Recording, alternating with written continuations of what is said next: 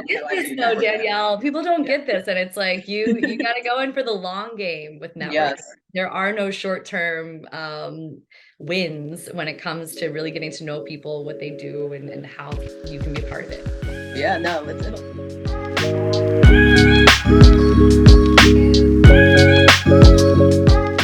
Hey, what's up, everyone? Welcome back to another episode of the Connect Over Coffee. Today, I will be connecting with Kailtin Brennan. Kailtin is the Director of Operations at Level the Playing Field. Kailtin, thank you for chatting with me today.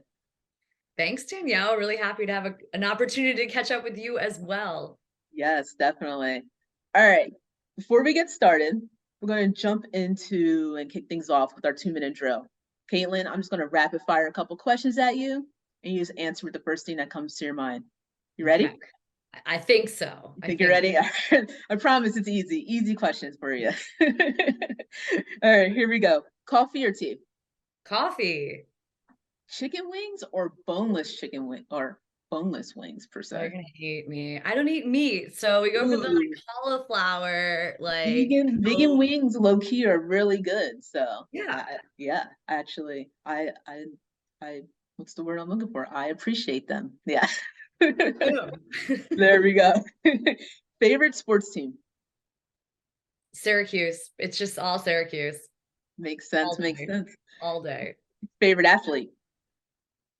It's tough because I like a lot of different athletes, and I think that again, especially watching new athletes come of age and really develop, you with social media and all these things, you get to know them better and like them better, even if they're not performing so great on the field. I gotta go for the OG. I'm from Baltimore, Cal Ripken Jr. There is no one better than the Iron Man in my book.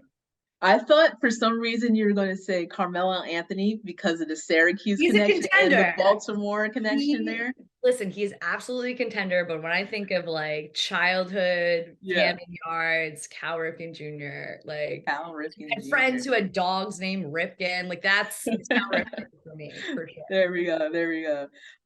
Favorite song or song that gets you hyped every time you hear it come on the radio or on your playlist? Oh man, this is always tough because I like a lot of different genres of music, a lot of random songs. I think I have to go. It's more of an obscure indie reference. There's a band called Matt and Kim. There's a song called Daylight. That's my hype song. But also really anything Bruce Springsteen, to be quite honest. So that gets me the going. boss, right? The boss. You know it. I'm gonna have to look it up because I'm. Side note, I always like to do a little side note. We're definitely going to be releasing a nice little playlist of everyone's favorite songs. Okay, the Spotify action there. Yeah. Creating and cultivating a nice playlist, something you can listen to on your drive now, you know? Fantastic. There we go. All right, let's jump into it a little bit further here. Talk to me about Level the Playing Field as an organization and why that cause is important to you. Yeah, absolutely. So as you mentioned, I'm the director of operations for a nonprofit organization called Leveling the Playing Field. The easiest way to kind of quickly think about who we are and what we do is like we're a food bank, but for sports equipment. So we're a nonprofit organization, and our mission is really simple. At the end of the day, we're really just trying to get as many kids from under-resourced communities involved in youth sports or recreation. And the way that we're attacking that problem, the way that we're going about that is just through the collection and redistribution of gently used or excess sports equipment. Yeah, no, that's awesome. And then, of course, why do you connect with Leveling the Playing Field and that mission there? Yeah, that's a great question. So, I think like so many of us, I know you, Danielle, grew up playing sports and played through college and clearly are still working within the sports industry. I think I too grew up playing just about everything under the sun. And what I always love to highlight is I like wasn't a great athlete. Right? It was something I was like perfectly average, but showed up and tried real hard. And I think that's kind of the interesting part and really what connects me to the work of leveling the playing field, right? It's the fact that I have the opportunity to play those sports, to gain all the mental and physical benefits that come with youth sports participation, all the intangibles like learning teamwork, learning discipline, learning how to lose, right? How to not Ooh, be the best person on like that was yeah, all these critical life skills that have really helped me develop into just a better human, not just a better athlete. So I think yeah, that opportunity and growing up with that just baked into a part of my literally everyday life year round. I think that's something that has sticked with me well beyond my playing days, shall we yeah. say. And I think just the idea that again, I had that privilege and I had those opportunities to play, but you grow up in a place like Baltimore and you realize very quickly that not everyone has those opportunities. And Mhm. particularly for kids, it's going to be something where it's neighborhood by neighborhood where you're going to find opportunities to access quality sports programming. So I think that for me, just realizing that those opportunities are not common and that for the most part, some of the solutions are really simple here. So I Mhm. think my favorite part about leveling the playing field and the work that we do is we're really just trying to expand those opportunities. And the way we're going about it really brings the whole youth sports community together in on that solution. So we know that again, when kids don't have the opportunity to access sports from perhaps under-resourced communities, it's not just about the gear, right? That's Mhm. one part of a broader kind of equation. We know that coaching is a huge challenge. Fields and facilities, that's another huge challenge. Transportation another Yes. barrier. So you have all these barriers, but the sports equipment, that's one that we can tackle, right? Because Mhm. in a place like Baltimore, where I'm from, you're going to have folks that have garages full of extra gear, things that their kids may have outgrown, or maybe things that they're no longer playing or using. You have that a stone's throw away from the kids who need it. So I Yeah. think leveling the playing field is all about, it's really about connecting the dots in terms of making sure that all kids have what they need to access the opportunity to play and enjoy youth sports.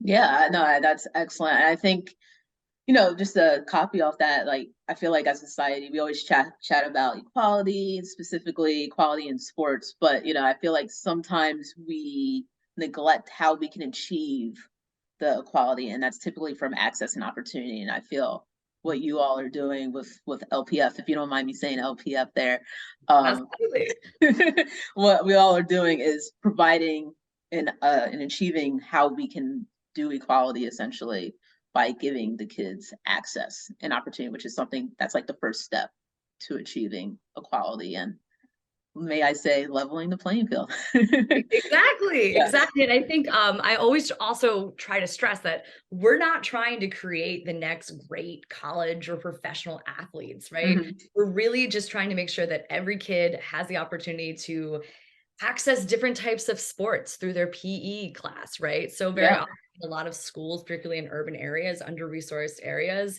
are maybe only seeing a handful of sports. Maybe they're only having the chance to try basketball or football. Mhm. And another aspect of what we do is by collecting all of this gear from the more well-resourced communities, that's going to include golf and tennis and lacrosse and Yeah. field hockey and all of these sports that they may not have otherwise had an opportunity to even try. So Yeah. I think really just, when we think about equity and access when it comes to sports, it's also making sure that kids, regardless of where they're from, really get the full picture of Mhm. what's available. So a kid who may not like basketball or be very good at it, maybe they're not going to be on that starting five, maybe golf, maybe tennis, Yeah. maybe a visual sport. I know you're speaking your language here with tennis, but maybe the individual sport is more their speed. And I think, again, what leveling the playing field really strives to do is involve everyone, right? You have the Yeah. gear, you need the gear, bringing the whole youth sports community together to actually activate solutions. It's something that gives me a great deal of energy because it's not that complicated. Um, it's not, I wouldn't go as far as to say it's easy, but it's achievable. And that's what really Achievable. gives me energy and gets me out of bed every day. It's that like we can go and actually make an impact in this space. And there are unfortunately going to be other barriers that prevent kids from accessing these opportunities, but equipment shouldn't be one of them. Yeah, no, I like how we touched on a couple of hot takes there. Achievable, something that's achievable, right? And then when you talk about different sports, basketball, football, baseball, your top three.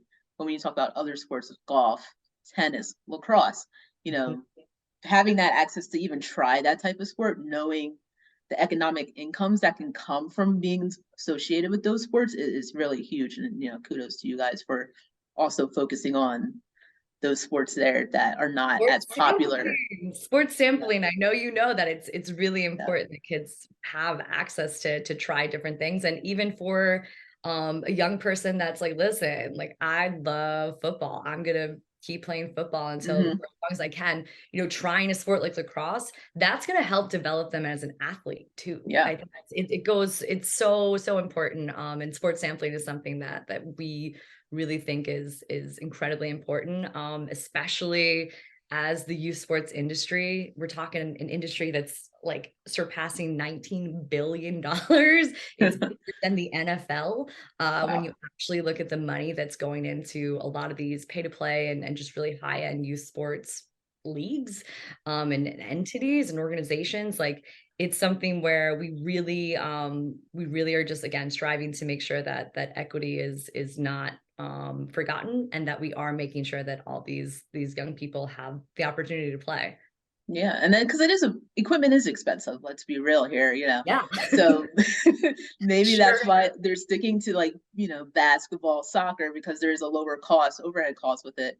But let's just say young Caitlin, young Danielle, we wanted to try, I don't know if you played lacrosse, but if I wanted to try lacrosse, my parents could have went to LPF. It's like, okay, we're not sure how serious you are about lacrosse, so let's not get brand new equipment quite yet.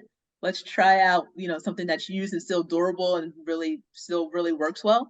Maybe that's the route we go, so you can try out some new things that, you're just Exactly. you don't know if you're gonna And you really might hate it, you right? might And that's hate it. okay. That's okay. Like that's what we always really tell our coaches, our PE teachers, our rec professionals. Just take it back to your kids, see if they like it. They Yeah. might not, but again, by removing the barrier of purchasing all of that equipment, you think about a sport like hockey, like lacrosse, Hmm. like youth football. Like it's incredibly costly to get every piece of equipment that's required just to step on the field, just to Yeah. try that sport. And again, when kids realize like, hey, I don't like this or this isn't for me, it really makes the kind of cost factor all that more consequential. Yeah. So again, we're removing that cost barrier to just try a sport for a lot of the communities that we serve. And again, I think it leads to the discovery that actually I like field hockey, or like Yeah. actually lacrosse is really fun. Making sure that again that equipment is not the barrier to them accessing and trying. No, definitely there. And then they're also, while trying those new sports, learning how to lose. So Learning how to lose. And yeah. I tell you, Danielle, and maybe you can speak to your own stories of this. It's funny because again, you can tell if you're in a boardroom, if you're in a meeting, and maybe you're having a tough conversation or trying to figure out a solution to a challenge that you guys haven't encountered before. You Hmm. can typically tell who grew up playing on a team, playing team sports, and maybe who didn't. Uh, Hmm. I think it's something where I am always trying to think about that, especially in former, professions and former career positions, where I'm like, you are not good at cooperating. You're not good at like losing or Yeah. conceding. And I think sport teaches you that inherently of like how to lose. It really does. I mean, I played tennis in college, so there's some singles in there where you're like, it's a little different. It's all about me, me, me. But I also play doubles where it's like, okay, us and the responsibility of bringing up your teammate when they're down, or vice versa. So, and then you just bring that into the work world. It's easy when Uh, your teammates struggling a little bit up, you bring it down, you bring them up, and then sometimes it is about you and succeeding a yep, little bit there. So, yep, yes, exactly. sports teach you all of those things for sure. And I encourage all youth to play sports, but that's just the No, we're soapbox. we're We're biased. biased. That's totally biased because arts is important too. Agreed. Yeah. Agreed. Yeah. But yeah, just going back off of that a little bit. digging a little bit deeper here, did you always know you wanted to work in like the nonprofit sector, and then specifically the nonprofit sector in sports? Yeah, well, first off, I would mention that I didn't know that there was Okay. a sports nonprofit sector, and it's only been very recently, and then through my work with LPF that I realized, like, oh my gosh, this is I didn't know. Outside of being a coach or an athletic director, I didn't really know that sports, could equal job. Mm-hmm. Now I did know that obviously nonprofits, that was very much a sector, and I think my interest in nonprofits always really stemmed from the complexity of like trying to solve these big sweeping challenges whether it's housing or food insecurity or rights. Like there's so many facets of the nonprofit sector that I think really sparked interest even before college.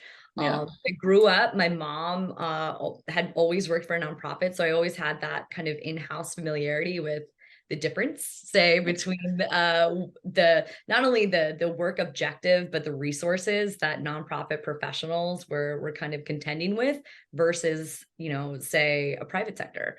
Mm-hmm. But I was always very much aware of that. And then I think that interest in just like, okay, well, what happens in between the gap of what, say, a government entity can provide and what the private sector will provide. Like Yeah. the nonprofit space is just really fascinating to me and always has been because you really are tasked with solving some really incredible challenges with the fewest resources available. And it requires a lot of resourcefulness and a lot of creativity.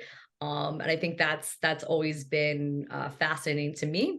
And throughout my college career, my undergraduate career, I was very much into, my major was policy studies and history. So quirky majors there, but really, again, thinking about how do you actually impact these bigger problems and Mm-hmm. systems. That's what's always sparked my interest and imagination. And I think that carried over into kind of the early part of my career. So I've worked within affordable housing, I've worked within research and uh, behavioral health, and just a lot of different kind of areas of direct service. And that's always been the motivation for me of like, Yeah. let's solve something. No, that's really awesome. And I always say, well, I probably just think it in my head more than say it out loud, but people who work in nonprofit, they know how to stretch a dollar and make a really good budget. And they can just like make a way out of a way that seems like impossible. So I always like commend people who are able to make an amazing budget. Something out of nothing can turn something out of nothing. Is always the way Yeah, I and look at it. I wish it didn't have to be like that. Yeah. I will stress that I think it's one of those things where the kind of again, just the things that nonprofit professionals and communities are tasked with are really incredible, especially when you think about, I'll use Baltimore because that's where I'm from, that's where I Yeah. live. When you think about a city like Baltimore, the needs are run so deep, and the systems that create a lot of these, societal challenges, they're hard. It's tough, Yeah. it's complex. There is no silver bullet that's gonna make a dent in a lot of the challenges that face communities like Baltimore. But I think that again, Yeah. the dedication, the loyalty, and just like the talent and Yeah. creativity of nonprofits are not only admirable, but should be invested in and should be treated the same way that other businesses are, where you need Yeah. capital to make an impact. No, nothing wrong. If you want to plug in some ways people can make a donation real quick while we're talking about it, feel free. Well, you prompted me, but lpfsports.org, I hear it's a great website. You should check it out. There is a donate button, both for your gear as well as monetary support. There we go. There we go. And then diving a little bit deeper, just a little bit deeper. We always like to talk about a big important part of any job aspect or anything, but specifically in the world of nonprofit and then even nicher of sports and nonprofit, networking. Mhm. How important is networking in your role, director of operations, and making sure LPF is at the forefront of conversations, networking with different organizations where it makes sense? How important is that to you in the role you're currently in? What a great question. It's critical. Yeah. blank critical. As I just mentioned, nonprofits are forced to do more with less, and that includes a marketing budget. So I think when you think about, well, how do nonprofits like Leveling the Playing Field, who hopefully have a really great idea and a great mission, and we're doing the work, but how do we raise awareness about that work and about how others can either see what we're up to or directly contribute via time, volunteerism, donating their gear, making a financial contribution, all these ways to really get involved. And I think networking comes into play there. But even before LPF, I think just for me as a professional, networking has been essential to really my growth and development as a professional. Frankly, it's how I got to LPF. Yeah. So as I mentioned, Syracuse is my favorite team. If you can even call it a team, there are a lot of teams under that bucket. But it's because I I went to Syracuse, had a phenomenal experience there, and are just very much diehard just fan as well as just alum of Syracuse University. And because of that, I've stayed very involved in my alumni network. And I think through that, it is really just not only fueled my sense of community and connection. I've met so many great people through that world and through that realm. But I've also been able to develop like as a professional through taking on more leadership roles, through really trying to figure out, okay, how do we get more people to watch games together? Just simple things that have actually made direct contributions to, the role that I have now. And it actually was a Syracuse referral. Our executive director, Max Levitt, also happens to be a Syracuse alum. So it was actually a Syracuse connection. It was another mutual Syracuse person that connected us in the first place. And that really led to us chatting. We were just at the point where we had been established in DC and we're looking to expand into the Baltimore area. And as I mentioned, like I had never really thought about sports as a job. I thought about it as a passion, as a hobby, as something I loved, and spent a great deal of time, just being a fan. But I never really considered sports as a profession. And I think that again, seeing the mission of Leveling the Playing Field, seeing the work that they had already been able to do in the DMV area, was just so impressive. And I knew that it would be just a phenomenal asset to bring to Baltimore. And I wanted to do whatever I could to be a part of that. So fortunately, I was able to come on board as the program director to bring LPF to Baltimore. And as I mentioned, that was only through the networking power of really having that connection. Shout out to Mary Adagnost, who connected us in the first place and really inadvertently got me to my dream job. Yeah. I would also just add the thing about networking. I think people misinterpret what we're talking about when we're talking about networking. I think especially, young people, we work with a lot of interns in LPF. I've had the good fortune of meeting some really incredibly talented and cool young people. But I'm always surprised by how direct or transactional they think networking is. Yeah. It's you go to a happy hour, you go to a conference, and you're essentially walking around saying, give me a job, give me a job, give me a job.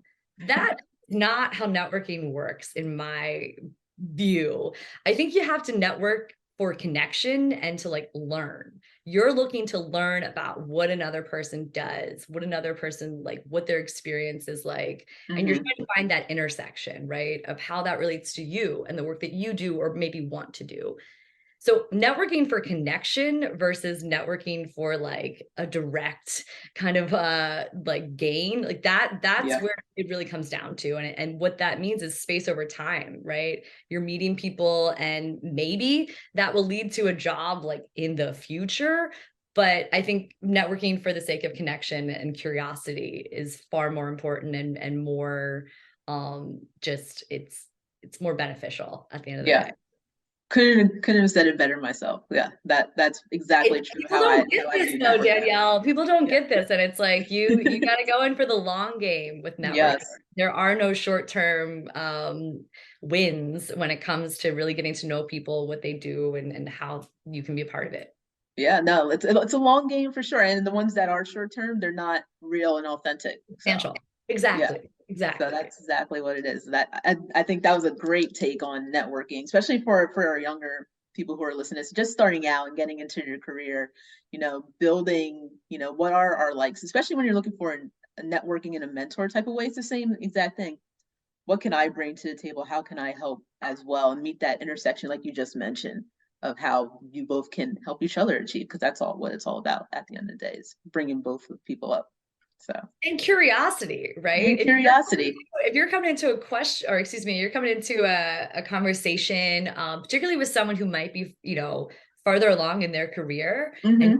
learn from them, come with some questions, okay? Yeah. Like come and expect them to just impart knowledge upon you. That's not how it works. You need to come with genuine curiosity. You need to Mm-hmm. come having some degree of understanding of like, what their trajectory, their career trajectory has been. And you need to have questions. That's how you Yeah. energize and connect. It's you, especially as the young person, the person who's looking to learn and take things away. Please don't come and just be like, give me a job.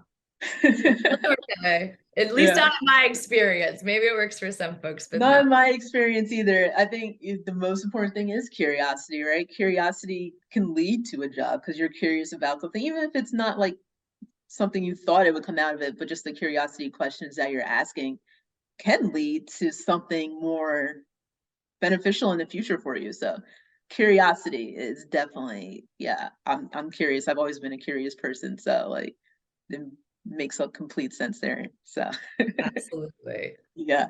And then finally, we always like to close things out with a little segment we call shit you wish you knew. Apologies for the language if it's offensive to you, You don't but need to apologize to me. No. all right, there we go. But it's our shit you wish you knew question, which loosely translates to one piece of advice you wish you could tell your younger self. Oh gosh. Well, there will be a lot of things, Danielle. It's a Friday and there are a lot of things I wish I could have told myself.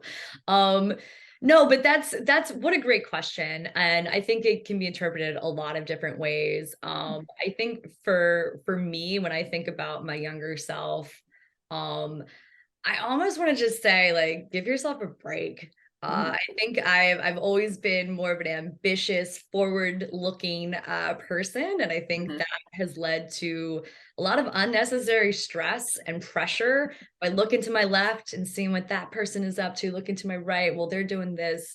I think just really giving myself some grace and recognizing that we're not in a race here, that Yeah, everyone's path is going to reflect different kind of stops. So I think that, yeah, I wish I knew that. Again, it's something where later can be greater, and we're not in a rush here. yeah. I wish I should tell that to myself now too, but I was thinking the same thing. I was like, that's good advice for right now. yeah, easier said than done. Yeah. But yeah, I think that particularly I wish I could have like been more okay with the life stage, or the stage of life that I was in, my younger self, and not so focused on the future, because you do miss what's right in front of you in a lot of Yeah. ways. Definitely wise words to there, Caitlin. I completely agree with you. Before I let you go, I would be remiss if I didn't ask. You guys are in Baltimore. You We are guys are in DC. You sure just are. mentioned you're going to be in Buffalo. You're in Philadelphia. Where else is leveling the playing field? Gosh, every corner of the world. No, so That's what the a great goal. question. That's the goal. I know. I will sleep later, right?